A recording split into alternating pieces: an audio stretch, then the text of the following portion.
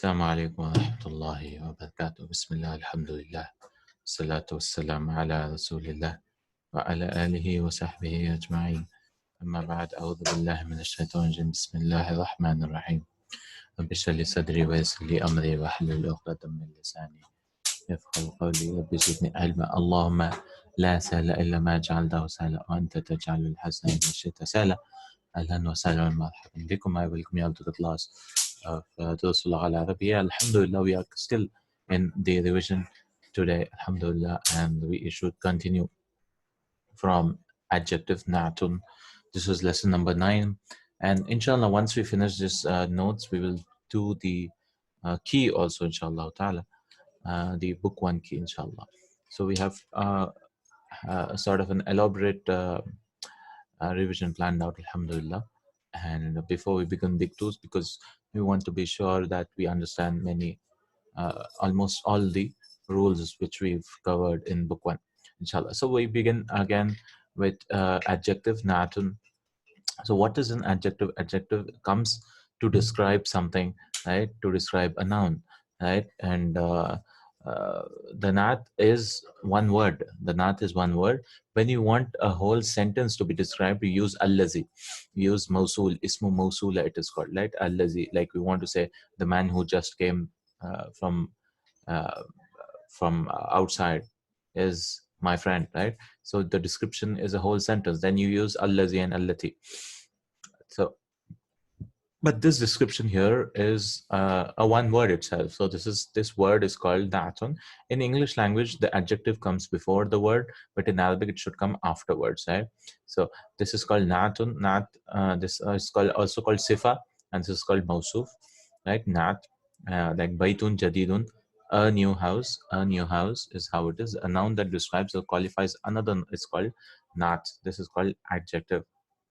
The noun being described or qualified is called man'ut, right? The thing which is being described is called man'ut, right? Man'ut is also called mausuf, and this is adjective. So in Arabic, the nat comes after the man'ut, right? In Arabic, the adjective comes afterwards. It doesn't come before, it comes after, right? In English, it comes before. The noun qualifies like a new house, a new house. So whenever we want to translate a sentence with adjectives, we need to translate the adjective first before the word. So we won't say a house new, right? Because in English, it doesn't make sense. You have to translate the adjective first. We will say a new house, right? A new house. So we know that there should be agreements between Naat and Man'ut. There are 4 types of agreements, right? Naat and Manu should be in agreement. A gender, the first thing which it should be in agreement should be gender. Hada waladun saghirun. So hada is this. This is gender, masculine. Hadihi bintun saghiratun. This is feminine, right? It should match in ma'rifa nakira, right? If it has alif lam, this should also have al mudarrisul jadidu, the new teacher. Fil fasli is in the class, and it should also be Bilalun mudarrisun jadidun, right? Bilalun mudarrisun jadidun. If it is having tanween, this should also have tanween. So we know that and man'ut should match in 4 things. Then it should match in case also. Case ana fi baytin jadidin, right? If it is majrur, it should also be majrur. If it is marfu, it should also be marfu. If it is mansub, this should also be mansub, right? Hada baytun jadidun. So the case should also match, right? The third thing is the case should also match. The next thing is the number, right? If it's singular, it should be singular. Dual, plural. Like zalika talibun jadidun, that is a new student. So this is singular, and here it is ulaika tullabun jududun. Plural of jadid is jududun, right? Plural of jadid is jududun. So these 4 things should be matched, should be in agreement, right? In nat and man'ut, right? So any adjective coming, it should match, right? It should match with this. And how do we analyze the sentence? We say the sparrow is a small bird. Al-usfuru ta'irun saghirun. So our usfur is mubtada, this is ta'irun, khabarun wa man'utun. We say this is the khabar and this is also the man'ut, and saghirun is the na'at. Very simple, right? Very simple. So this is actually the mubtada and the khabar. So what is the adjective doing here? It is the additional thing here. Additional requirement is the adjective, right? Next, al-kursiyul maksur, the broken chair. So this is the mubtada, wa huwa man'ud, and this is also the man'ud, and this is the nat. And fil ghurfati, these both form the jar nu majrur shibu jumla khabar, right? This is harfu jar and this is ism majrur. They both form the khabar because we know that these both form the khabar, shibu jumla khabar. Actually, literally speaking, as someone asked the question also, fil ghurfati should not be the khabar. I mean, if you go to a little deep, if you go a little deep into this, because what is it? Fil ghurfati is telling you the position, right? It's telling you the position. So this should actually be zarf. This should actually be zarf. So where is the khabar now? The khabar, whenever we get a harfu jar, generally speaking, it's hidden. It's hidden. The khabar is hidden, and the khabar generally is mawjudun, because literally that is what you want to tell, right? Mawjood, it is present. Or some say it's a verb also, istaqarra. But for simplicity's sake, let's take mawjoodun. This is actually the khabar. What do you want to say? I mean, literally, the broken chair is present in the room, and in the room is jar majroor, right? It is like zarf. It is telling the place, because anything which tells you about the place of it should be zarf actually.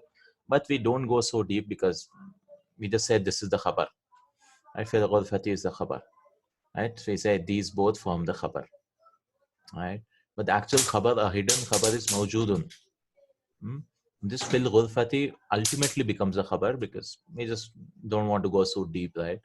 Some say no, this is not mawjoodun, it's istaqarra. Istaqarra is to settle, the verb. Al kursiyul maksur istaqarra. The broken chair settled, settled. I mean, it's there, it's present, right? Fil ghurfati is called a muta'alliq.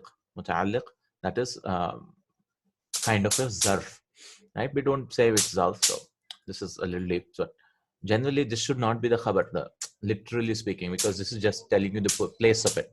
It's like a zarfu makan, adverb of place, right? Because it's telling you a place, right? I mean, a phrase is coming telling you about the place, but but we just say this is the khabar for simplicity's sake. Yeah, we don't want to go so deep in. Some people go, I mean, uh, go and say no. Technically speaking, this is not the khabar. The mawjoodun is the khabar, right? So similarly here, ana mawjoodun fil madrasati sanawiyya. Actually, this sentence should have been, I am mawjood, I am present in secondary school. Hmm?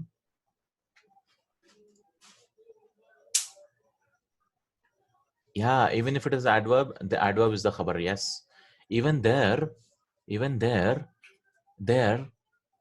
they say mawjoodun is hidden there. Like if I say al kitabu tahta al maktabi, al kitabu tahta al maktabi, the book is below the table. We say tahta, the word itself is the khabar. Why do we say that? And the word after it is just mudaf ilayhi. Why do we say that? Because this is a zarf and it should not be the khabar. So this is actually again al-kitabu mawjoodun tahta al-makhtabi. So mawjoodun is the actual khabar. Technically speaking, I mean, technically speaking, but the scholars, they said, I mean, we don't want to go so deep and stuff because it just confused stuff. We say tahta, I mean, we say the zarf itself and the jar majrur as the khabar itself. I mean, every time going and adding mawjood, it becomes so monotonous and boring, right? Because jal majrur and zarfs come a lot, right? In the sentences, they come a lot. So what they did was, fine, we'll consider them themselves as the khabar. Hmm? The whole phrase itself. Even tahta, we say this is a phrase below. Why is it a phrase? Because it's kind of like mawjoodun tahta, kind of, yeah, or kind of like, it's like this whole phrase which mawjoodun is deleted from it. So tahta becomes shibu jumla. So the word tahta itself is a phrase, below, because it's like below of the tahta al khabar, no, tahta al maktab, below of the table, right? Below of the table, right? Below of the table, like mudaf and mudaf relationship. So that's why this word is called the mudaf ilayhi, right? So this is just a little deep. So because anything we learn, we only learn the surface of it, and with time we go deeper and deeper and understand the language better, right? Even several cases, even for me, when I read, we should, I mean, to read the books of Sibawayh, the classical scholars, it'll take time for me to also reach there. But once we go into a little deeper and deeper, we start enjoying a little deeper things, right? Why they did that? We go into we ask the whys. Hmm? That's how it is. That's how we understand the language, because Arabic is very logical, alhamdulillah, right? Everything has a reason, generally speaking, right? Generally speaking, everything has a reason, alhamdulillah. And that's why Allah subhanahu wa ta'ala chose this beautiful language for the Qur'an, right? And even the translation, what happens, almost thrice, like thrice, one third. Arabic requires only one third, while the translation requires almost the triple, or sometimes four times. That's why when we're doing tafsir, the Arabic portion is almost around 1,600 pages, and that is around 6,000 pages, right? We could say that the formatting is different, so maybe not 1,600. We can double it up, 3,000. Then the English is 6,000, right? Because it requires, right? What you can say in few words in Arabic requires, like for example, kharaja, just one word in Arabic, but in English there are two words. He left, and then istansara, if you want to say istansara, he seeked help, right? Istansara, that alif sin ta tells us that it shows us the meaning of seeking.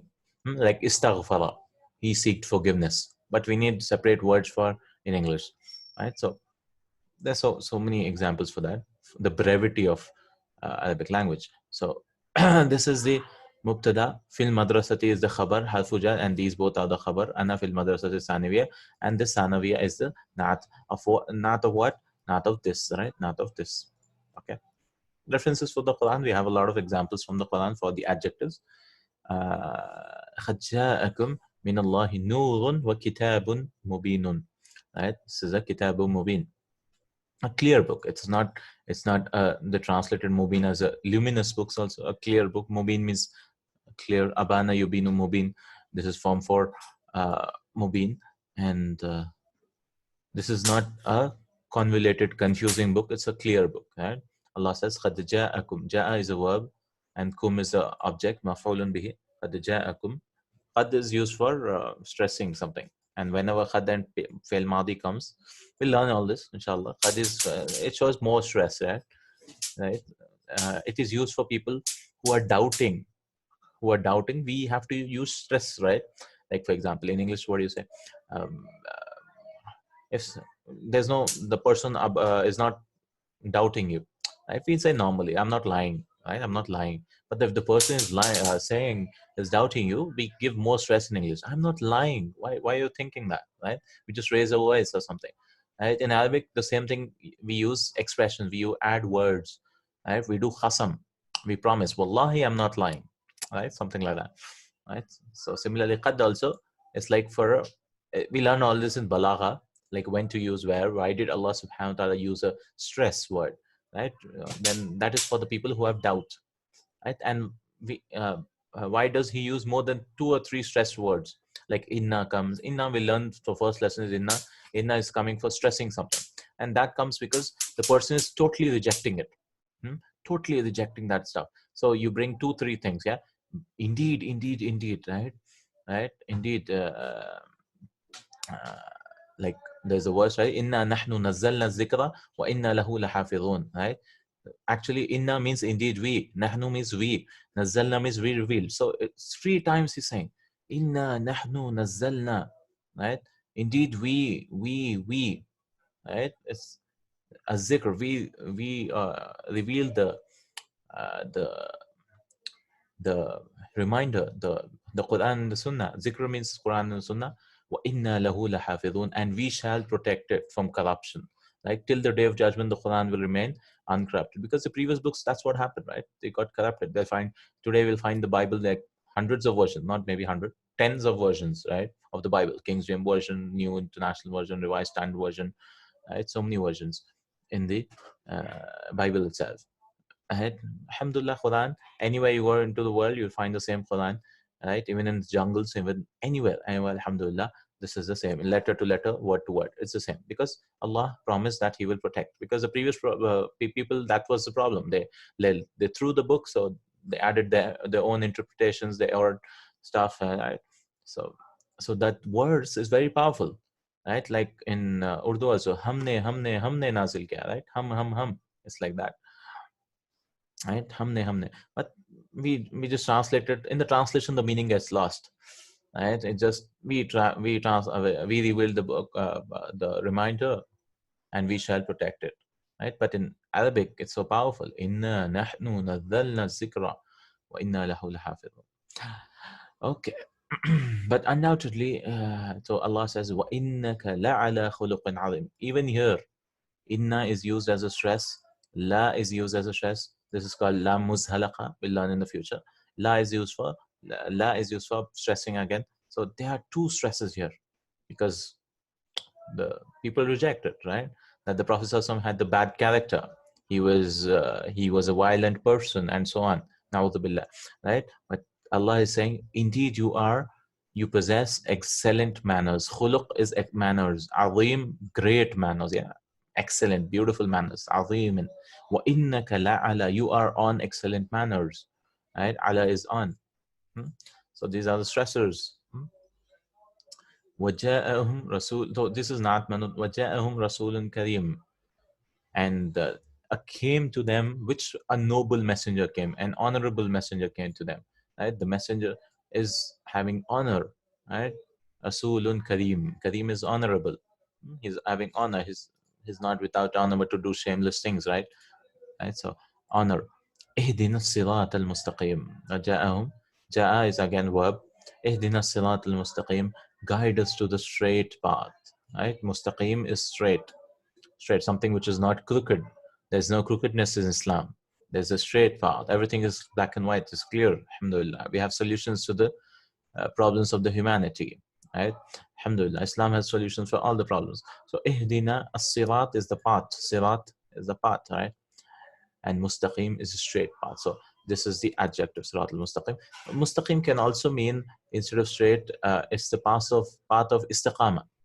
The path of being steadfast in religion, right? It's not, Muslims are not something, I mean, just Muslim for 1 day or 2 days, right? It is for till our death. Istiqama is to be steadfast on the religion. So that is also the steadfast path. Yeah, the steadfast where istiqam, you settle down on the straight path and die on it. وَلَهُمْ عَذَابٌ عَظِيمٌ. And for them is a great torment, right? عَذَابٌ أَلِيمٌ. Azim. So any other place we have adabun alim also, painful torment, right? So imagine this is a big statement because the creator of the torment, he himself is saying that it is surely a great torment, right? I mean, if we say from our perspective, then it's something else. But when the person who created the punishment, if he himself says that, subhanallah, that they will have a great punishment, then we should imagine how great it will be, right? Because for him to say great punishment, then it should really be great. A painful punishment, because he's the creator of pain, right? To say alim, it comes in the Quran, adabun alim with a hamza, adabun alim. There's a painful punishment. So he created pain and the pain receptors in the body. For him to say that it is painful, now nobody can come and say, oh, I'm in hellfire, I'm not feeling pain, right? And that's what many stories say, that he's enjoying in hellfire. That will never happen, right? Then Allah says, lahum maghfirah. For them is forgiveness, maghfirah, wa rizqun kareem, and the honorable provision, right? Provision, not literally any provision, no halal, no haram. This is the halal, the lawful and honorable provision, right? Rizq, provision, food or anything, rizq. It consists of everything, money, food, and so on. Children, these are all rizq from Allah subhanahu wa ta'ala. So this is also na'at manut, nasrum min Allahi wa fathun qareeb, a help from Allah and a close victory. So this is a victory, and this is talking about a victory which will happen in the future for the Prophet Sallallahu. And this is in Surah Saf. So the next battle which there'll be a victory. This is a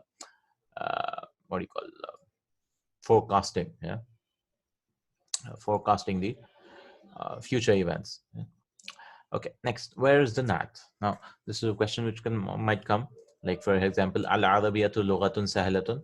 The nat is here, right? Sahalatun. And this is the nat of this. So how do we translate it? The Arabic is an easy language, right? Easy language. This is how we translate easy language. Now we can shift it up and say al-lughatul arabiyya, right? We can say this is the manut and this is the nat, right? This is the nat. So we say the Arabic language is easy, sahlatun, right? So this could also happen. Al-arabiyatu lughatun sahlatun. The Arabic is an easy language. Now we can also shift it up and say al-lughatul arabiyya. The Arabic language is an easy, because Arabic is also an adjective, right? I mean, kind of an adjective. You just qualifying. Adjective comes to qualify something, right? Which language? Arabic language. So this is a qualification, and sahlatun is easy. Next, nat or not. So he's given 6 examples. If it's nat or not, the first one, hada kitabun jadidun. So here's the nat, right? This is a new book. Al kitabul jadidu saqilun. The new book is heavy. The new book is heavy. So here's the nat, al jadid. Al kitabu jadidun. There's no nat here because the book is new. That's it. This is a statement. This is not an adjective. Right. So here al kitabul jadidu. This is an adjective. I hope it is clear, inshallah. Because this has alif lam and this has tanween, right? This has alif lam, this has tanween. So it is totally different.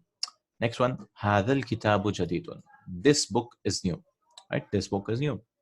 This book is totally new. So here also there's no adjective here. There's badal here, of course. There's badal here. Badal, because alhamdulillah, badal here, and alhamdulillah, this alif lam comes here, and this should be badal. Jadidun, this book is new. Hadal kitabul jadid. This new book.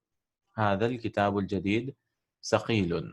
Saqilun. So where's the adjective here? Adjective is here, right? I mean, adjective is here. This is the adjective. Nat. This is the nat. Hadal kitabu al jadidu thaqilun. This new book is heavy. This new book is heavy. Next, Abbasun Tajirun. Abbas is a trader. Abbas is a merchant. Abbas is a merchant. So Abbas is a merchant. So this is the mubtada and this is the khabar. There's no adjective here, right? There's no adjective here because to say this is like you could say that this is the tanween here. No, this is ma'rifa. How do you say? Because this is an alam. This is a proper noun. This is a name. This is a name, and so yes, it's a nominal sentence. Yes, because this to be, it should be at-taju. If I want to say the trader Abbas, right, or merchant Abbas or something, I have to bring alif lam here because this is ma'arifa. Right? Please don't look at this tanweens because this has tanween because it's a name. It takes tanween, right? But this is not nakira, right? So this is confusing many times because oh, Abbasun Tajirun, both have tanween, so adjective. No, no, no.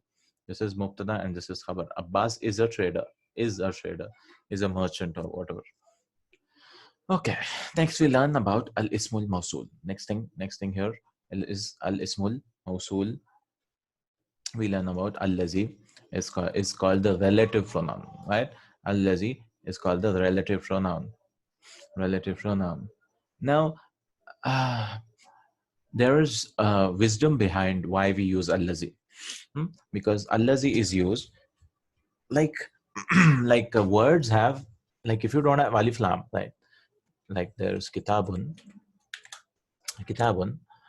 there's no there's tanween, so this is nakira. Similarly, sentences themselves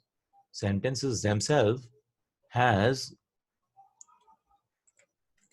like I want to say a verb I'm using, ja'a rajulun, a man came, right? So the ja'a rajulun, the sentence itself is nakira here. The sentence, I'm talking about the sentence here. It's generally considered to be nakira. So ja'a rajulun. So I need not bring, because rajulun is nakira. So I need not bring allazi here. I need not bring allazi here. Why? I can just say ja'a rajulun. A man came. A man came. Who is my friend? Yeah. Ja'a rajulun. We can. It's a complicated sentence, but or allazi. Like if I use allazi also, just to give you an example, allazi jaa rajulun allazi sadiq allazi huwa sadiqi or something. Sadiqi. Now, now what happens is, generally speaking, we can. Yeah, this is a verbal sentence. Correct. Correct. I'm talking about. I'm talking about marifa and nakira. I'm not talking about mubtada and khabar. Okay, marifa and nakira. Marifa and nakira, definiteness and indefiniteness. The sentence, if it doesn't have any definite word, if it does not have any definite word, right, we need not use allazi. Many times we can delete this allazi. Maybe the example is not so correct and sounds weird, but many times this is how it happens. This is what happens. They don't use allazi, and it is understood that ja rajulun huwa sadiqi. I mean, it is understood that a man came who is my friend, right? So why do we use allazi is, I mean, this is a little typical. Ja rajulu, the man came. Now we want to match this definiteness by using allazi. I mean, you want to make this also as definite kind of. I mean, maybe the example is not correct, but still, okay. That's why I use allazi. These examples we will not encounter without this. We will not encounter here. That's a little advanced, but we will encounter many places that it might sound weird. Why didn't he use allazi, right? Because because many times this is nakira, so there's no use, there's no need to use allazi, kind of. Okay, so that's why they use allazi to make the whole. I know it's a little difficult to understand in book one, but that's the wisdom behind it, to make the adjective match in definiteness and not, because this is also an adjective. Al ismul mausul is also kind of an adjective, but the whole sentence comes as an adjective, right? It is the additional thing, right? It is the additional thing. Allazi is called ismul mausul, and the word, the sentence following it, the phrase following it is called sila, silatul mausul, silatul mausul, right? So it is translated as who for all rational beings, allazi, and it's the same who. There's no difference between who and which, right? We use allazi for both who for rational aqil and which for ghair aqil, right? That's how it translates. It is used for masculine singular. We have for dual also, we have for plural also, and female also, allati, right? Feminine and plural we'll learn later. Allazi, allazina. The dual is also there. Allazi, allazani, allazina, allati, allatani, allati. And this is how the six conjugations are. It is always followed by a description which is known as silatul mausul. It is always found. It's called silatul mausul. Sila. So what is this sila and all that? This is ismul mausul and this is sila. They both form the relative clause. Relative clause, right? This is a clause. This is not a, this is a phrase, right? So even if you delete this, it will not make a huge. I mean, we will have meaningful sentence. Like if I want to say ar-rajulu tajirun, this is what I ultimately want to say, but I'm just qualifying this man. It could be any man. I'm just qualifying the one who, allazi ismul mausul, and this is kharaja min al-ghurfa, this is silatul mausul, the one who left the room. Now see, this is having alif lam. Now if I just said kharaja min al-ghurfa, this by itself, the sentence by itself without any allazi is nakira, right? Is nakira, because the general rule is that the sentences are nakira, and we need to bring allazi to make it ma'rifa, right? So that's how we understand, right?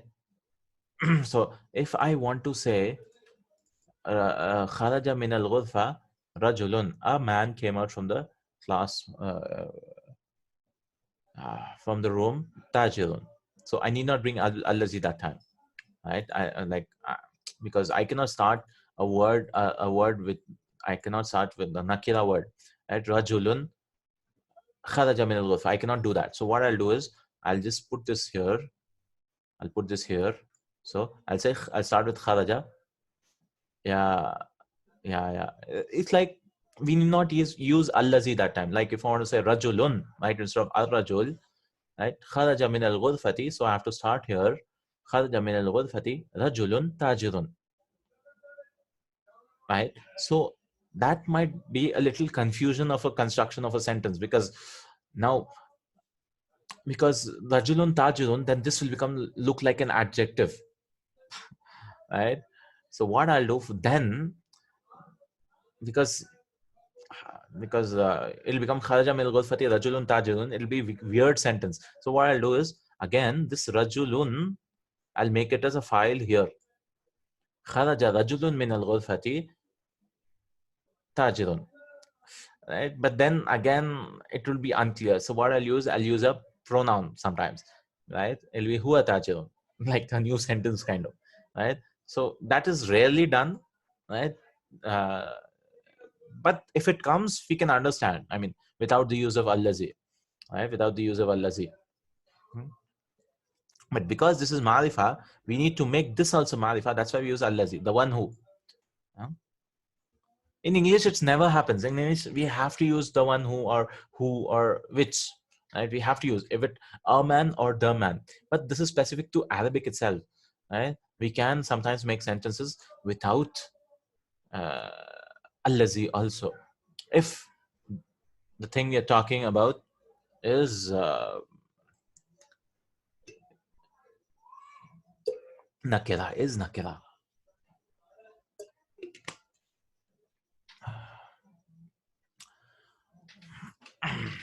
Okay, I mean that's a little advanced, but just a teaser. That'll never come in book threes. I mean, it'll never come in the book three. It'll come in some advanced books, which I learned recently. So I thought I'll share. I mean, the wisdoms behind why it is used, kind of. Al-kitab allazi ala al-maktabi lil-mudarrisi.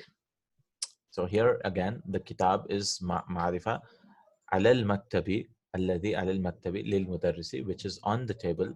Right? This on the table, ala al-maktabi, is the silatul mawsul, and this is the ismul mawsul. Lil-mudarrisi belongs to the principal. So actually, we want to say al-kitabu lil-mudarrisi. The book belongs to the principal. Now, this is the mubtada, and this is ja'al majrur shibu jumla khabar. What is this doing here? This is like an adjective, but a whole sentence is coming like an adjective, but we don't call it adjective. It's given a new name, and this is ismul mawsul. Mawsul is wasl, like hamzatul wasl. You have relation, right? You just connect hamzatul wasl. Similarly, this mawsul, it's a relative clause. It's connecting the two things, yeah? like a like a like a rubber band or something, right? Connecting to right, like something, right, like a favicol or something, like it's between, joining the two sentences. Allazi alal maktab, which is on the table. So now the book belongs to the relative noun. Yes, this is called a relative noun. It just joins to mubtada into the khabar. It's joined books mubtada into the khabar. Okay, not as allazi. So that's what he's trying to say, that this is also an adjective. Allazi is also like a taj, mubtada, ar-rajulu tajirun, the man is a trader, right? So I want to say ar-rajulu tawilu tajirun. So this is the naat, right? Or one word coming, the tall man is a trader. Now this allazi can also be called as naat. Naat, and many scholars do, right? But we just stick to ismul mawsul. I mean, we understand inside, I mean, intellectually, that this is the adjectives coming here, but this is ismul mawsul itself. But we can also describe this as naat. We can say this is the mubtada wa man'ut, and allazi, this whole, I mean, this is the naat. Allazi is the naat, and this whole thing is describing, I mean, this whole thing should be the naat actually, but we just say allazi is the naat, and this is the silatul mawsul. Sila is a connector, right? Sila, right? So connector of the connection, kind of. Silatu mawsul, connector of the connection, because allazi is used as the ismul mawsul, the noun of the connection.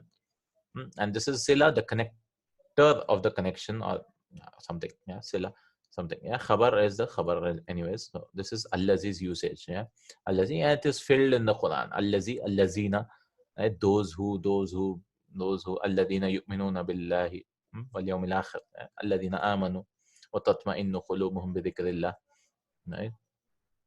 alladina, alladhi, and so on. There's a lot of allazi in the Quran. Allati is also the feminine. Allati is the plural. Next we learn a little bit of the past tense verb again. The verb is equal to action is equal to fail. Doer is the file, right? And we did a little bit of it. The base form of all Arabic verbs is the past tense, right? The madid.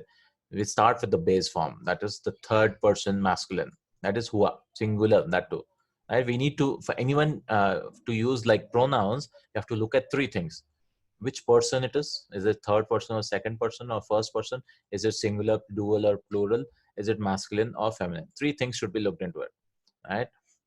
So we say muzakkar, ghaib, and wahid. Wahid, muzakkar, ghaib. We can in Arabic. And third person singular masculine. That is fa'ala. Fa'ala, that is huwa. Huwa. Like pronouns, huwa. The 14 pronouns. Similarly, we have 14 past tense conjugations of past tense also and present tense as well. So the doer of the action is called fa'il, and it is hidden in two places, fa'ala and fa'alat, and mustatirun, hidden. Why it happened? Because they had to write it so many times, right? Hua, hui, hiya. For the rest, we can understand through the endings which they have, like fa'ala, it has an alif, so that becomes a file. So we need not write huma all the time, right? Instead of hua, huma, hum, right? Similarly, hum, fa'alu, the waw is showing that. But for fa'ala, they had to write hua. So what they did was, the file is hidden now. I mean, we need not write all the time. So kharaja is not left actually. It is actually he left all the time. There's always hua. Unless the file comes here. If you kharaja Muhammadin, if I want to say, then I will delete the he. It's not kharaja Muhammadun, he left. No, we will say Muhammad left. Right? That's how we understand. Because if the file comes in the sentence later on, and file always comes later on, right? If I say Muhammadun kharaja, then it becomes a jumla ismiya, where Muhammad becomes the mubtada, and this jumla fi'liya, the sentence itself, because this is a sentence, becomes the khabar for this. And where is the file? Again, mustatir here. Here, then we say ya'udu ila Muhammad. It goes back to Muhammad, because there's a huwa here. People might get confused that the file is coming here or something. So we say, no, it go ya'udu ila Muhammad. It goes back to Muhammad. Right? So the file should always come after the verb. After. It can never come before. In English, it doesn't make sense. I mean, in English, kharaja Muhammadun. Yeah, once more. So what I'm trying to tell is, the file always comes like in Arabic. There are two ways to say Muhammad left. Right? Muhammad kharaja, Muhammadun kharaja. Now this kharaja, if anyone asks where's the file, we will say it is mustatir. Muhammad is never the file. Why? Because in Arabic language, the file should always come later on. Right? File is a late person. It comes late after the verb. Before the verb, what happens here is, before the verb, it becomes the mubtada, of course. Mubtada. And this kharaja is the khabar. Right? This whole sentence of kharaja. This is a sentence. Jumla fi'liya khabarun. Right? In English, it doesn't make sense. I mean, Muhammad left can be said this or this. These are both Muhammad left. Muhammad. But in Arabic, this is a world of a difference. Here it is jumla ismiya, here it is jumla fi'liya, a verbal sentence. And here we don't look for mubtada khabar now. We look for fail file, mafulun bihi. Right? This is the verb. And this is the file here. Right? So this is the fail and this is the file. Because in jumla fi'liya, why don't we look for a subject and a predicate? Because we are not talking about something or something, right? In a subject and predicate, there's a main hero of the sentence, the main target, right? The main focus of the sentence, and we are talking about him in the khabar, like Muhammadan fil ghurfa, right? The Muhammad is the hero of that sentence, right? We are talking about Muhammad itself, and fil ghurfa, he's in the room. But when it comes to verbal sentence, there's no hero at all. We're just, the action itself is the hero, because we're not talking about Muhammad. We are talking actually about Muhammad, but that's not the main focus. The main focus is his going out is the focus, right? Muhammad left, right? Muhammad left. So which one is the hero here? So will I say Muhammad is the hero here, or the leaving part is hero? So that's why they left out. We don't talk about Mubtada and Khabar because both are important. Because if I just say Kharaja, he left. I mean, it doesn't. Okay, it's a complete sentence, but I want to say Muhammad left. There's no one spotlight is on both of them. The spotlight is both of them. Yeah, verb is the hero. You can tell that verb is the hero. But if this is the hero, the verb is the hero. If I could say this is the Mubtada, then am I talking? Is really Muhammad the Khabar? Right? Leaving is the main part of the sentence, but is Muhammad, I mean, people could argue that Muhammad is not really the khabar of it. It's just telling you who went out. Oh, you could say that, okay, fine. This is giving you a detail. Muhammad is giving you a detail of it. I mean, you could argue, but we don't go into that. So anytime we find a verbal sentence, we don't go into mubtada and khabar and all that, right? We just say this is the fail, this is the file, and there's the object, maf'ulun bihi. And because it becomes complicated, because sometimes it takes one object, two objects. So what are the objects doing here now? Are there also the khabar number 2 and 3? Right? If we say the file is the khabar number 1, what are the objects in khabar 2 and khabar 3? Like Muhammad hit Hamid, right? So there are 3 words. Daraba Muhammadun Hamidan. So what is Muhammad and Hamid then? This is khabar number 1, 2, and it goes on, right? It could take so many objects, right? Muhammad hit Hamid, Usman, Salman, and so on, right? So that's why they just did away with it and said we won't go into that, because both are important. The object is also important. Everything is important in a verbal sentence. So we are concerned more about what is the verb, who's the subject, and who's the object, and what's the muta'alliq. Right? Muta'alliq is, it shows you the place, like Hamid hit Muhammad in the school, fil madrasati. That's the muta'alliq. When a verb comes, it's called jar majrur muta'alliq. Muta'alliq that is related to the verb. Or where did it happen? Like tahta shajara, beneath the tree. When did it happen? We are concerned about verb, right? So when did he leave? So ghadan, tomorrow, or not tomorrow. I mean, because this is past, we have to use amsi, yesterday, right? So we are concerned about the when and the why. Or we could be concerned about the house. How did he leave? Mashian, he left walking. So that is the hal. We'll learn in the future how, the house. Or we could talk about when, where, how. I think that, or is there an object, right? If like hitting, if there's an object for that. So we are worried about these things, like actions, more details. We want more details, right? We are people who want more details, right? We're just not concerned how did you do it, where did you do it, why did you do it. Why will also come. It's called maf'un li ajalihi, right? Like daraba Muhammadun Hamidan ta'diban. He hit Muhammad hit Hamid to, ta'dib, to educate him. What do you call it? Not educate, actually, to treat him. I mean, not treat, to discipline him. Yeah, to discipline him. Yeah, that is the why. Why did that verb happen?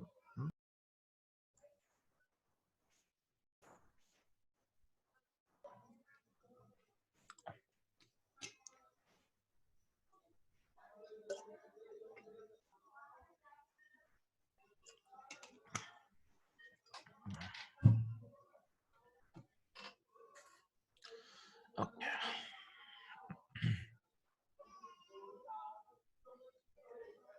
So let's continue with the. So that is why, the reason why we don't have mubtada and khabar in the whole story, right? In the verbal sentence, that's why we don't look for the mubtada and khabar in the whole story, right? That's the main reason why we don't look for mubtada and khabar. Next, what is the anatomy of the past tense verb? What is the anatomy is, how do we categorize them? This was the major concern. How do we categorize? Because there should be some categories, right? So what they did was they took a base form. They took the verb fa'ala. There's the verb fa'ala, because anything, fa'ala is he did. So any verb actually is doing something. So they took this fa'ala and they said fa kalima is the first word letter, ain kalima is the second letter, and lam is the third letter. So they give names to the letters now, right? Because we want to dissect the verb. So that once we understand the inner workings of a verb, then we can make any verb. I mean, we can understand any word of it. So they made dissections of the verb and they just broke it apart. Kharaja is not actually one word. I mean, it is one word, but it consists of three letters. So what is this first letter called? This first letter is called fa kalima, or first radical in English. Ra is called the second radical. Like dissecting a patient to understand the digestive system and the respiratory system and so on. Similarly here, we're dissecting the verb because grammar didn't come first. The language came first, then we had the grammar. I mean, we look at the language and the scholars try to understand, okay, how do we categorize it? So that once we categorize stuff, it'll be easier for the new person to learn the language. So kharaja, this is the fa kalima, and Quran helped do that, right? Major part of the Quran is the major source for the grammar. Right? Quran helped us to standardize stuff. Yeah, standardize stuff. Right? So many people come and say, oh, many times tilka rusul, right? Why are we using tilka here, right? Tilka here because rusul is not ghair aqil, it is an aqil plural. So why are we using? So they want to put the the scale, the measurement, that is the Quran, on the grammar, which is a product, right? You want to go back because the grammar came from the Quran, right? Not vice versa. There was not grammar before and then the Quran came, right? So because then you understand, okay, Rusul is a broken plural. That's why tilka came, right? Tilka came. Then we form a rule that sometimes it's allowed for you to use the singular feminine for aqil also, but the examples which we find are only for broken plurals, right? So that's how you form a rule. Okay, sometimes you're allowed to do that because it's there in the Quran, right? It's not like it was there before and then the Quran went against it. No, not like that, right? So that's how, because what are the sources of any language? For English, for example, what are the sources, right? How do you decide what's the source? English has so many, almost 200 languages mixed into it, right? So it becomes difficult to standardize any language for that matter, right? How do you standardize it and say that? Also, colonies helped a lot, right? Because of the Oxford University and so on, it became a standard. Also, it would have been very difficult, right? Because the British ruled almost all of the world, right? Where the sun never set in the British Raj, right? And that helped to promote the British English a lot, right? But then what happened was, before that there was the American Revolution, so American English started off developed kind of independently, so it's totally different. Not totally, I mean, there's a lot of difference. Then the Australian, the Aborigines and all, it also got changed because of the area and stuff, and people started mixing with other languages. So that's why, but the standard is the same. I mean, you can understand the American English from the British English. It's not like a totally different language because they're the same people, right, who migrated there.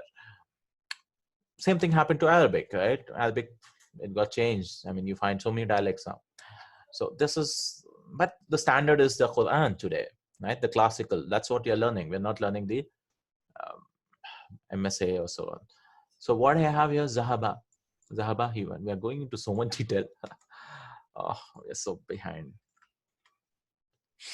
I didn't expect. I thought one class would be done with revision, but anyways, I think it's worth it, inshallah. Zahaba, to become a little philosophical of the language before we go ahead. Zahaba, he went. Za is the fa kalima, ain is this is the lam ain kalima, and this is the lam kalima. Right, Zahaba. So this is what he's trying to say. Jalasa, right? Nasara, Sami'a, Karuma. And they are all what? This is fa'ain kalima, fa'ain lam, fa'ain lam, fa'ain lam, right? Fa kalima, ain kalima, lam kalima. So anytime you're talking about ain kalima, that is the middle letter, right? Because this is very important for us to understand mudari, because you have 6 combinations of the words, right? 6 combinations of the words. I mean, it could have fatha and then it could change into dhamma, or fatha, it can go to kasra in mudari, right? Inshallah, we'll go into the mudari. Also, we have a lot of lessons, almost 10 lessons for mudari. So we not worry, almost 6 lessons, I think. How mudari. Like we learned madi, inshallah we learn mudari also. Conjugations of the past tense verb, Right? Kharaja, this is the base form, he says. Then we add an alif, right? Kharaja, kharaja. You're understanding why it's happening. Hmm? Because in Madi, we add an alif here, and yeah, the babs. Yes, the examples are all babs. Maybe not this or this, right? Because it's not called bab zahaba, it is bab fataha. And even this is not bab jalasa, it is bab daraba. Hmm? This is what bab fataha, and this is daraba. Next all, nasara yansuru is fine, samia is fine, karuma is fine. Right? And we have one more, hasiba, which they have skipped it out. So they should have actually used fataha and daraba here. Anyway, it's understood. The rest three are babs, nasara, samia, and karuma. The basic, the four are important. Four are important. Rest all, I mean, karuma and hasiba are very rare. We don't find it, I mean, hardly. Almost 30 verbs or something in hasiba. 13, I think. 1, 3 in the whole language. Okay, this is the conjugation. How do we do kharaja? We add an alif to it. Kharaja, fa'ala, fa'ala, right? Alif, and this is the file now. Fa'ala. Here the file is mustatir in kharaja, and again waw is the file. And what is this alif? This is called alif al wiqaya. It's called alif of protection. This comes because many people can understand if there's no fatha dhamma kasra. You could understand this as kharaja wa. He came out and, right? Because there could be confusion though. To separate this as a complete verb, it's acts as a barrier. So kharaju, okay, this is a, we don't pronounce this, right? Kharaju, but we always write it. It's called alif wiqaya, protection. Wiqaya is to protect. Waqa yaqi, protection. Wiqaya. Waqina adab an-nar. Protect us from the fire. Kharaja, kharaja, kharaju. Then kharajat. Here again the file is mustatir. Many people say, no, this is the file. No, it is not file. This is called ta'ut tanis. This is a sign of it being feminine. It's just a sign, right? The file, the ta'ut tanis is not a file. This is not a file. Kharajat is never a file. Right? Ta is never the file. This is what? The sign. Because we need a sign of being feminine, right? Like in nouns, we have the ta marbuta, the round ta, right? And many times you don't have signs when it is culturally known, like shams. It's feminine because it's just known. Here again, we make it dual by adding alif to the feminine word, singular feminine, kharajata. Then, how do we make plural? Always we use a noun, kharajna. Even in mudare, yafalna, tafalna, right? And past tense also, kharajna. So what happened? Kharaja, kharaja, kharaju, kharajat, kharajata, kharajna. These are all ghaib, right? These are all ghaib. Now, this is all 14. Please, I mean, we should try to memorize them, inshallah, right? Whoever's not, please memorize. I mean, I'm talking about the whoever's watching this later on, right? So please try to memorize this. You can use kharaja or fa'ala. You can use fa'ala, fa'ala, fa'alu, fa'alat, fa'alata, fa'alata. Why did we draw a line here? Because here it's called sakin pronouns. And we learn why we are dividing this later on. But these are all sakin. I mean, it has sukun. Here it is mustatir anyways. That's all. Here it is. Then we have mutaharrik. What is mutaharrik is they have fatha, tamma or whatever. Na, ta, tuma. This have halakas. They have the fatha, tamma, kasras. Right? Right. So we draw a line here. Draw a line here because when it is sakin, the ain kalima, the lam kalima, the third radical will have a halaka. See, kharaju, kharaja. Actually, this is also a fatha because we know that the fa kalima in the verb and the lam kalima should always have a fatha. Here it was also a fatha, but they didn't like saying au, bau, tau all the time. It's actually kharajau, right? So they changed it to dhamma to make it more easier to pronounce because with time that's how they change it automatically, right? So it became kharaju. But later on, what happened is once we have this mutaharrik pronouns coming, these are also pronouns, right? These are file pronouns, right? Which are only attached to a verb, that to a past tense verb, that too, right? Tatumatum, this noon and this waw and hamza, alif with sukun. Now, when this has a haraka, what we did, we have to give a sukun here. See, all have sukun. The lam kalima has sukun, sukun, sukun. A jazam, a sukun, right? Because it's easier to pronounce, right? Actually, this was also kharajana. kharajana, kharajatum, ta, kharajatuma, kharajatum. But it's so difficult to pronounce. So what they did was they gave a sukun. They gave a sukun. Here it has a fatha or a dhamma, only one dhamma, but rest all it's fatha. So that's why it's so important to understand that, okay, just because this is mutaharrik, we gave sukun here, because it's not required for us to give sukun. Actually speaking, it should always have a fatha, but it's so difficult to pronounce. Kharajana, kharajata, kharajatoma, right? I mean, so they gave a sukun, and now it's easy. Alhamdulillah, kharajna, kharajta. From here, it's easier to pronounce in the Madi. Kharajna, then ta tuma tum, ti tuma tunna, tuna. Like anta antum antum, anti antum antunna. Not ana here, but faal to faal na. Right? Kharajta, kharajtuma, kharajtum, kharajti, kharajtuma, kharajtunna, kharajtu, kharajna. Nahnu, they change it to ana, nahnu, they change it to tu, and na, tuna. Alhamdulillah. So what are the suffixes? He's trying to show us all the suffixes here. Na, ta, tuma, tum, ti, tuma, tunna, tuna. Right? Everywhere zabta, zabtuma, zabtum, zabti, zabtuma, zabtunna, zabtu, zamna, samayata, samatuma, samaitum. All of the kadumta, kadumtu, right? Kadumtuma, kadumtum, kadumti, kadumtuma, kadumtunna, kadumtu, kadumna. And these are the fa'il. These are the fa'ils. Right? This is mustatira, this is, and these are all the ta, tuma, tum, and all that are fa'il. These are suffixes, not prefixes, suffix which comes later on. And these are the pronouns. So attached pronouns. The main next topic is attached pronouns. Kitabuhu, right? Attached pronoun. And we should always remember, when a pronoun joins a noun, it becomes mudaf, mudaf ilayhi. It is mudaf and mudaf ilayhi. Kitabuhu, his book. That's why attached pronouns are also called possessive pronouns. Right? They show possession, but not to a name. I mean, not to a proper noun, but to a pronoun. Kitabuhu, this is also possession. His book. Kitabuhu. Right? So this is mudaf and this is mudaf ilayhi. Right? A preposition, this attached pronoun can be joined to a preposition also. Then it becomes jar majrur. This can also be joined to a verb. Then it becomes object, maf'ulun bihi. Right? So this goes so many places. Yeah, it goes so many places. So kitabu Muhammadin, this is also mudaf and mudaf ilayhi. Kitabuka, mudaf and mudaf ilayhi. Right? This is also mudaf and mudaf ilayhi. Kitabuka. So mudaf and mudaf ilayhi. The kind are attached pronouns. These are called attached pronouns. Right? Because actually it should have been said as kitabu huwa, kitabu anta, right? Because that's how it should have been. But we use it so many times, they shortened it and said kitabu hu instead of saying kitabu huwa all the time. Kitabu hu, kitabu ka, anta all the time, they said kitabu ka. Many times people who are learning language, that's how they say, I want to say his book, so they'll say, oh, his book, kitabu huwa, because they say kitabu huwa. But they are just to understand that we use separate forms here, because with usage what happened, they shortened it out. Right? Minhu, again a pronoun can be joined to a preposition also. Minhu, from him, jar majrur. Right? Min Muhammadin, minhum, from them.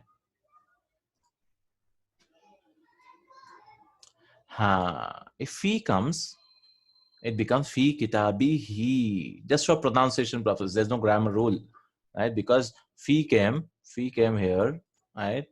So what happens is this should become kasra, and they didn't like saying fi kitabihu, bihu. It's so difficult to say. So what they did was fi kitabihi, just for the sake of pronunciation. There's no grammar rule, right? So learning Arabic language helps us to understand what is grammar. I mean, grammar means it should happen all the time. Right? I know this also happens all the time, but this is not because of any rule. This is happening because of pronunciation. Because they didn't want to say fi kitabi hu, fi baiti hu, right? So what they did was fi baitihi. Because we should know that these are mabni. The pronouns are all mabni. They're fixed, right? And it didn't become majroor here. He doesn't mean it's majroor. No, I mean it is majroor. I mean because it is mudaf ilayhi anyways. But people could argue, okay, this is also majroor, so why does it have a dhamma here, right? I mean, you could counter argue like that. Why do you have a Dhamma now? You said it is majrur because it's mudaf ilayhi, right? Mudaf ilayhi should always be majrur. Then why Dhamma here? We say, no, that doesn't work here because this is mabni. It is fixed in its form. Then why is it having fi kitabihi? Then we said it is because of pronunciation. It's not, there's nothing of the case endings are not changing. It is majrur anyways, right? We don't look at signs for mabni words. We don't look at signs. We just understand them internally that it is mabni. So we should not look for signs there, right? We should look for the construction. So that's how it is. We change it to kasra fi kitabi he. Similarly here, minhu. So you could say, oh, min came. This should also become he, right? It doesn't happen like that. Min he, no, right? Because it's easier to pronounce minhu is better, right? Minhum. But him also it happens. Fi kitabi him, right? So whom, and anyways, the ending is a sukun here. I mean, for whom, anyways. I mean, there's no, you can't tell what it is, right? Because it is mabni. Hu, huma, hum, ha, huma, hunna, ka, kuma, kum, ki, kuma, kunna, kuna, kina, not kina, yina. And these are the attached pronouns. Many people get confused with attached pronouns a lot, right? They have it always, they are very confused with attached pronouns. What to use when, right? Because they don't understand the difference between this is detached and this is attached, right? We never attach the detached and never detach the attached. I mean, right? This is how it is, right? This is used, and these are all marfu. These are always marfu. It can never, these can never become majrur or mansub, right? And generally speaking, they use as mubtada many times because they are marfu, right? If you want to change this into majrur or mansub, what you do, you will use these forms. You cannot make this marfu. I mean, you cannot do anything, right? They should change their form to become mansub or majrur. You should use the attached kitabuhu, kitabuhuma, kitabuhum. Many of them are same. This is same. This is same. Hum is same. Huma, huma, hunna, hunna. Not many. I mean, 4 of them are same. Rest all is, everything is same, different. Right? So hua became hu, here became ha, and anta we use a separate form. I mean, they used, instead of saying ta tuma tum all the time, because we could have used ta also, right? But kitabu ta, they used kaf, right? They wanted something with a different makhraj pronunciation place, because many times ka is totally different from so kitabu. Yeah, you're coming to the lips and then you're going back again. Kitabu ka, right? If it is ta, kitabu ta, it's like it's close. So kaf is like a middle place. It's not totally back like the throat and totally front like the lips, like meme, right? They could have had meme also, kitabu ma, but that's more difficult to say. So what is munfasil and muttasil? And munfasil and muttasil. So what is munfasil? Munfasil is always marifa. These are always marifa, right? Even these, anyways, both are always marifa. Why? Because they specify things. If I say he, then it is known that we are talking about someone whom we know. He, they, right? If I say his, so we are talking about something we know or somebody we know. So these are always marifa. So damir, al-alamu damir. Damir comes as third position, right? Al-alam ad-damir. Well, ishara comes fourth. So this is the third type of marifa. Al-alamu ad-damir wal-ishara al-mawsul wal-idafa wa-ya. These are the 7 types, right, of aqsam al-ma'rifa. So these are all ma'rifa, all mabni. These are also mabni, right? But here comes the difference. These are always marfu. These huwa, huma, hum are always what? Marfu, nominative case. We don't look for dhammas here because they are mabni. In mabnis, you don't look for signs to show it is mabni. We just know it is mabni. Similarly, these are also majrur or mansub, right? When are they majrur? We can say they are majrur when they join to 2 places. When they are joined to a noun and a particle, right? A noun and a particle, they are what? Majroor. Why? When you join like min, like min. So what happens? Minhu, minhuma, minhum. It becomes majroor, right? When does it become mansub? When it is joined to a verb, like darabahu. So how do you translate darabahu? Daraba means he hit. Who is what? Him. So the he hit him. That's how we translate. Although there's no huwa there, right? It should actually have been huwa darabahu, right?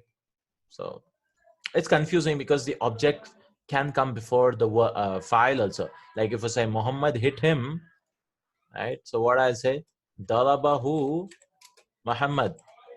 This is what it is. Where's the? This is what it is. So where's the file? Muhammad is the file. Who is never the file? It is the object. So this translation is Muhammad. So we'll translate this first. Muhammad hit him. This is how it is.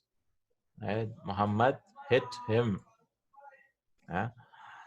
It's not he hit Muhammad. No, no, no. If it is he hit Muhammad, what will be? He hit should be Daraba, right? I mean, he is hidden here. Muhammadan. Aha. We have to use the Mansub form. Why? This is the object now. So this is he hit and he hit Muhammadan. Object. So the signs tell us all the story, right? The signs tell us this. That's why even if there's no Dhamma Fatha Kasra, we write this alif because to show that this is Mansub. Else we won't know, right? If it's Mansub or not. If there's no, that's why anytime you put the two zabars, two fathas, we put an alif. Not for ta, of course. The ta is understood, the round ta. Except for that, we put an alif in the spelling rule. So attached pronoun as mudaf ilayhi. This is how it happens. Kitabuhu, kitabuhuma, kitabuhum, kitabuha, kitabuhuma, kitabuhunna, kitabuka, kitabukuma, kitabu. This is how it happens, right? And we practiced a lot about this. His, her, your, my, our, right? Possessive pronouns. And the ta marbuta, like feminine, if it's feminine, it opens up. It opens up when you're joining. Because we cannot just join, so it becomes a normal ta. Sayyadatuhu. It opens up, that's what it says. And sayyadati, this is actually sayyadatui. Again, this should have a dhamma here. But ya requires that anything before it should have a kasra. So that's for pronunciation's sake. So you just because it has a kasra, it doesn't become majroor. No, no, no. This is marfu itself. Because you understand that this is having a dhamma. They're having a party. My neighbors, they're speaking so loudly. Sayyadatui, right? This is how it is. Sayyadatui, right? And it shows here, right? Sayyadatuna, sayyadut. I mean here, sayyadatukunna, sayyadutukuma, sayyatuki, kitabuki, kitabukuma, kitabukunna, and this is kitabui, kitabuna, right? So this is how it is, right? Similarly, this is also kitabui. The last letter of the munaf gets a kasra when attached to ya mutakallim. This is called ya mutakallim, right? A dhamma on the last would have made the pronunciation difficult. So to make it easy, that's why we just did it. Now these are special nouns, akhun and abun, and we learned about them, right? Akhun and abun, akhuhu, and when they are made mudaf, this wow comes in 5 nouns: abun, akhun, zu, famun, and hamun. Right? There are 5. These are called asmaul khamsa. They're just special nouns, and they're marfu by wow. They're marfu by wow when they're becoming mudaf. Just when they're becoming mudaf, this extra wow, it comes only in 5 nouns, right? Right? Abu Muhammad. Just 5 nouns, special cases, which take extra wow. So they are marfu with wow, mansub with alif, and majrur with ya.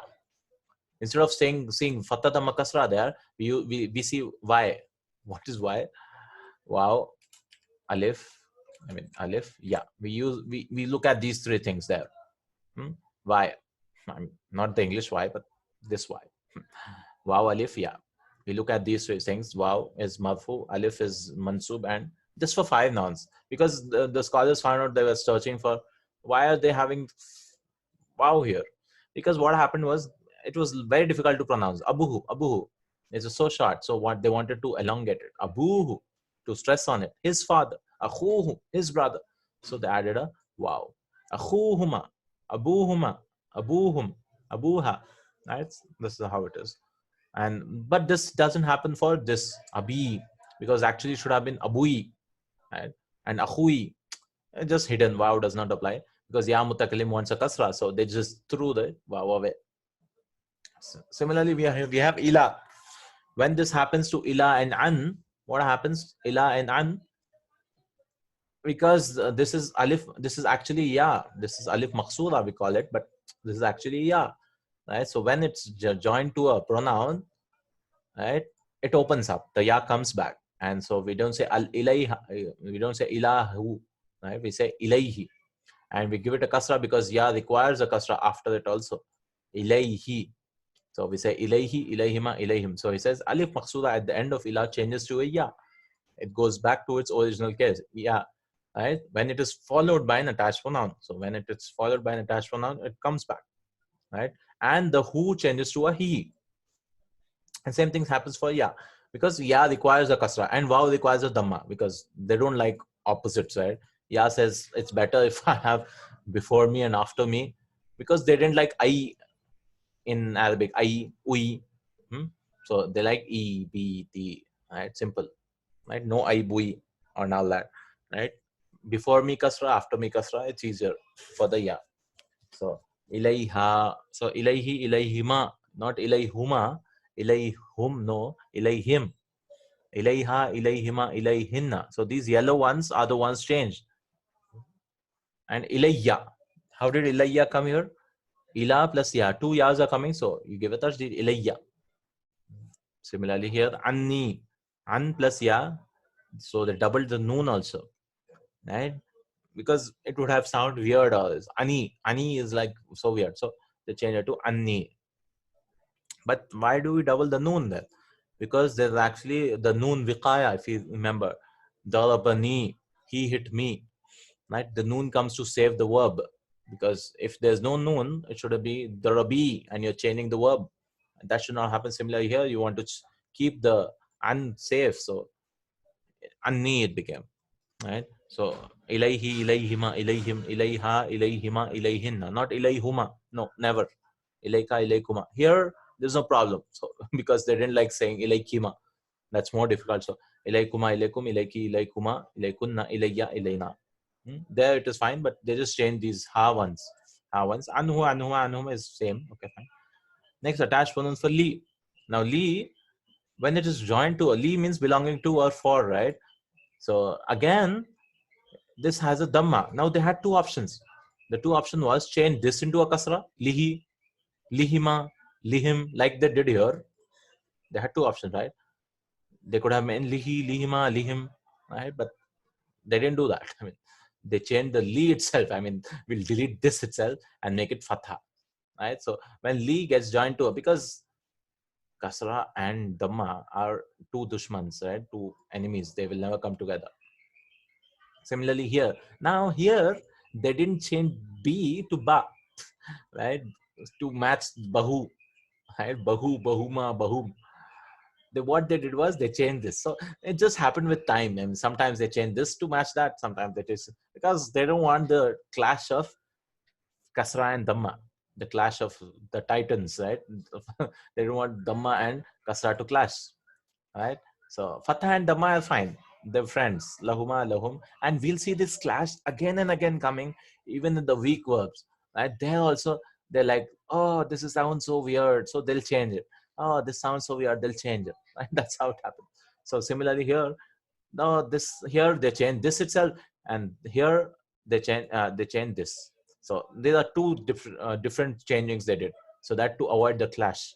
Lahu, lahuma, lahum, laha, lahuma, lahunna. So li becomes la, right? Here be, who becomes he. Bihi, bihima, bihim, biha, bihima, bihinna. Here nothing happens. Bika, bikuma, bikum. But he here again. Now ya came. We have to learn these. No. I mean, we need to understand just that what happened here. Lahu, lahuma, lahum, right? Why is it la? La means for, belonging to. That's it. Because we already know whom, huma, whom, and he. And similarly here, we know be means with. So we already understand that who is he actually. I mean, he is who actually, and all that. We know the endings, right? We need not learn, sit and by heart. We just understand that they're making some changes here. I mean, the matter is the same. The food is the same. They're just garnishing it differently. The meaning is the same. They're just changing the appearance, right? How it appears. Similarly here, li, again, ya required. So what they did was they made a kasra here because they went back to the original. Because instead of saying lai, they made it li. Here it is no problem, bi bina, lana, bi bina. So there's no difference at all. It's the same thing here, but it's just a little bit different, right? Like ilayhi, ilayhima, anhu, anhuma. There's no need to memorize these. No, not at all. We just need to understand that li, this la is, what is this la? This is la is actually li, and here it is, this he is actually who, right? And that's what the understanding is required, inshallah. And they come a lot. I mean, they're a lot. They're fixed like a lot. Now comes the attached pronouns. The past verb suffix was dame, muttasil, and munfasil. We know munfasil, right? The detached one, right? The independent ones. We know muttasil, and we know the past tense verb suffix. These are also pronouns, by the way. These are also pronouns, but they attach only to past tense verb. This, ta, tuma, tumti, tuma, tunna, tuna. Right? Because why are we saying pronouns? Because ta means you. Falta, you did. Faltuma, you both. What are this you and all in English also? They are pronouns. Faltum, you all did. Falti, you did. Faltu, I did. Pronouns, right? These are also pronouns then. But they are only file. These are the file pronouns. File pronouns, right? So these are past tense. So we need to be careful with all the three. When to use this, when to use this, when to use this. We cannot mix and match. Right? We cannot mix and match. I think this is enough for the day. I mean, we just become late. Inshallah, we'll continue tomorrow with, we have almost 18 pages more. Inshallah, we'll end this book tomorrow. I mean, these notes tomorrow, inshallah. And then next week, we will do the key, inshallah. We'll read the key again, inshallah ta'ala, so that we have a good revision again. In the key is the same thing. Maybe I think the key will do it a little faster, because it just says what we learned in lesson 1, 2, 3, and then we go on in the end. I think it'll be one class will be enough for that. So inshallah, I hope, inshallah, because in Urdu, that's what we did. We finished it in one class, the revision, right? Inshallah. Chapter 11 to the end. Yes. Yeah, because we did 1 to 10. Yes, we did 1 to 10. That's very good. Yes. We did 1 to 10 before, right? Alhamdulillah. Yes. That's great. Chapter 11 to 23. That's what we'll do. One class, khalas. Yes, it'll be over. Inshallah. Right, tomorrow we will end this, and next week we will just do the 11 to the end, the key, inshallah. Right, jazakallah khair. Subhanakallahumma wa bihamdik, ashhadu an la ilaha illa ant, astaghfiruka wa atubu ilayk. We are going a little deep into the revision. Alhamdulillah, it's worth it, because when we come to book 2, it's a different ball game totally. Right? I mean, we learn verbs and stuff, and we will forget these rules that time. I mean, inshallah. Jazakallah khair. Subhanakallahumma wa bihamdik. Alhamdulillah, it's good. Alhamdulillah. That's great. Alhamdulillah. Right. Assalamu alaikum wa rahmatullahi wa barakatuh.